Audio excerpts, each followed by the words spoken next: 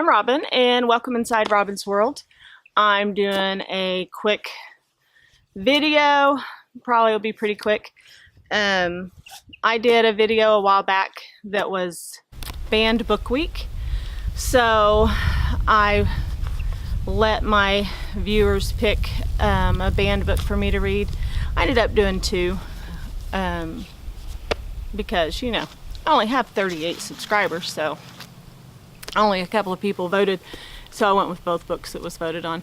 I'm outside again. It's a beautiful day. It's been horrible weather, cold and rainy, and today is beautiful. You might hear my dog over here in the background whining because he wants to come and be on the video, and he would knock my camera over, so it's not happening.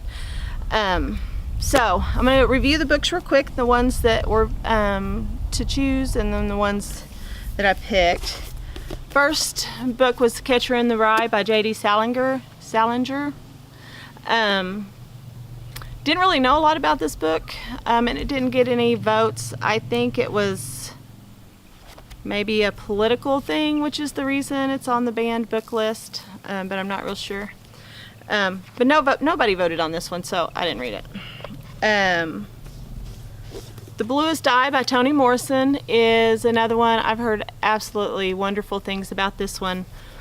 It's on the banned book list for different reasons, but incest and you know, children having sex, yeah, all kinds of just crazy, you know, nasty stuff like that. But I've heard it's a really great book. This one is it's got Oprah's book club on it.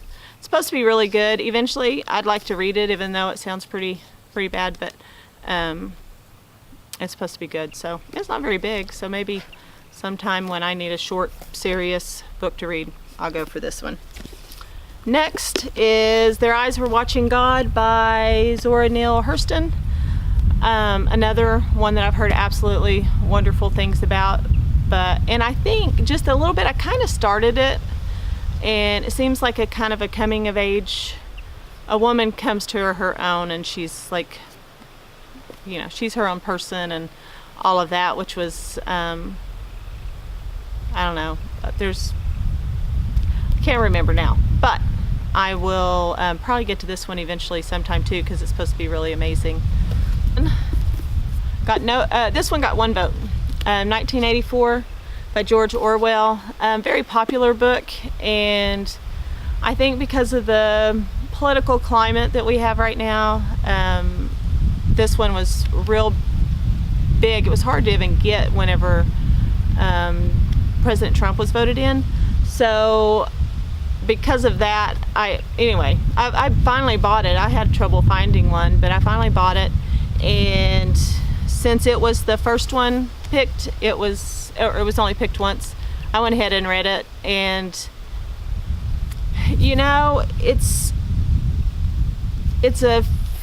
future. It's 1984, but when it was written, it was like, I think, the late 40s, so it was, you know, quite a bit in the future, and the world was completely different, and basically they wanted to control your mind. I mean, you had to be so sold into what they were preaching that even your mind, if you had thoughts or they thought you had thoughts, they would try to convince you to think the way they thought, and you pretty much did, because otherwise they would vaporize you. And I don't know, I didn't really like it, I'll be honest. I felt like the plot just, nobody grew. I mean, it was like he didn't turn into a better person, she didn't turn into a better person. There was no happy ending whatsoever, and yeah, it was a little preachy, and I don't really like preachy.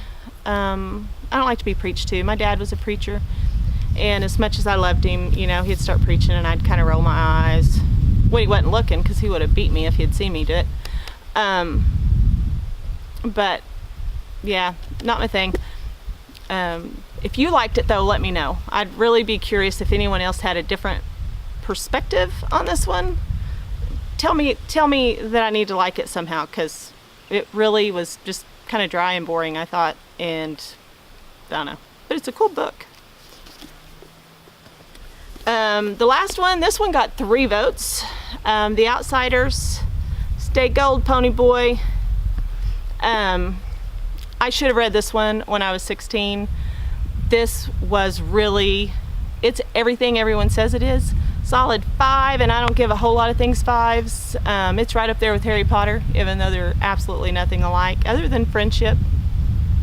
And family is not always necessarily blood, you know what I mean? So sometimes your friends are your family, and this book kind of shows that, and it shows that family's there too. I mean, it's not like all like, yeah, there's family in here too. It was just good. I need to watch the movie now because, you know, it's got Tom Cruise and Patrick Swayze and C.T. Howell and you know, all these really famous people in it, and I'd really like to watch it. It's set in Tulsa, and I think it's C. Thomas Howell, is that his name? I think he's the one that's restoring the house that's in the movie, which of course I haven't seen the movie. So anyway, thank you to the people that voted. I appreciate it. If I don't know, I like this one. I like this video. I liked taping outside, even though it's going to get too cold pretty soon to be able to do that. It's just beautiful. It's beautiful outside, so I thought I'd do a quick one out here. And so tell me if you've read any of the books. Do I need to go ahead and read the other 3 real quick, even though, or maybe just wait till next year for Banned Book Week? Have you watched The Outsiders, and is it as good as everyone says it is? That's all I have, I guess. Thanks for watching, and if you haven't subscribed, subscribe, because I need more subscribers. I only have 37 or 38 people. I need to make all my nephews and nieces sign up, because I have a lot of them. Then I'd look like I, you know, had a lot of subscribers. Anyway, I'm just joking about all that. Let me know what you think about my studio, and what's it feel like where you're at? Is it cold? Is it hot? Here in Oklahoma, fall you never know what you're going to get, but today I think it's around 70-ish, and the sun is shining, so it's beautiful. So thanks.